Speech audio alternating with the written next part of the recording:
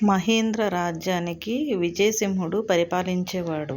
అతను ప్రజలను తన బిడ్డల్లాగా చూసుకుంటూ ప్రజారకంగా పాలించేవాడు. విజయసింహునికి తర్వాత అతని కుమారుడు విక్రమసింహుడు ఆ రాజ్యానికి రాజయ్యాడు. విక్రమసింహుడు కూడా తన తండ్రిలాగే పరిపాలించాలనుకున్నాడు. కానీ మంత్రి తక్కిన అధికారులను అతనికి సహకరించేవారు కాదు.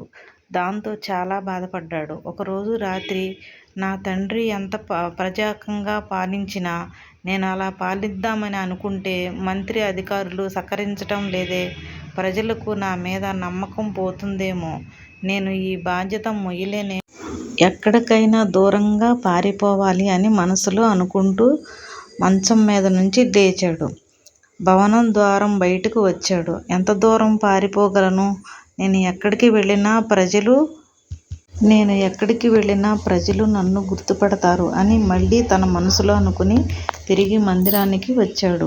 అలా కొంచెం సేపు ఆలోచించి చివరికి రాజభవనం మీద నుంచి దూకి చనిపోదామని నిర్ణయించుకున్నాడు. ప్రజలను బాగా పరిపాలించలేకపోతున్నానే బాధ అతను ఆ నిర్ణయం తీసుకునేలా చేసింది.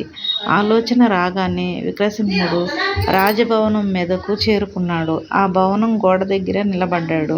అక్కడ అతనికి ఒక చీమ కనిపించింది. అది తన నోటితో చక్కెరను నోటికి కరుచుకొని గోడ వారగా వెళ్ళటం చూశాడు. ఆ చీమ ఆ గోడ పగుళ్లలో తన నివాసంలోకి వెళ్ళిపోయింది. ఔరా, ఈ చీమ రాజభవనంలో ఎక్కడో మూలన ఉన్న వంటగది నుంచి చక్కెర పలుకుని కరుచుకుని 3 అంతస్తులు ఉన్న భవనం మీదకు చేరింది. ఒక చిన్న చీమనే ఇంత పైకి రాగలిగితే దానికన్నా ఎన్నో రెట్లు పెద్దగా బలంగా ఉన్న నేను నా ప్రజల సంక్షేమం కోసం పాటుపడలేనా అనుకున్నాడు విక్రమసింహుడు. ఆ ఆలోచన అతనిలో ఉన్న నిరాశ పటాపంచలయింది. చనిపోదాం అనుకున్న విక్రమసింహుడు తన మనసు మార్చుకుని కొత్త ఉత్సాహంతో మందిరానికి చేరుకున్నాడు. అప్పటి నుంచి మంత్రులను, అధికారులను తనకు సహకరించేలా చేసుకుని ప్రజారంజకంగా పరిపాలించసాగాడు.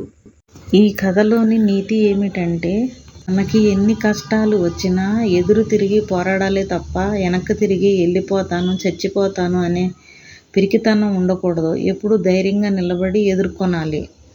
అప్పుడే ఈ సమాజంలో మనం బ్రతకగలుగుతాం.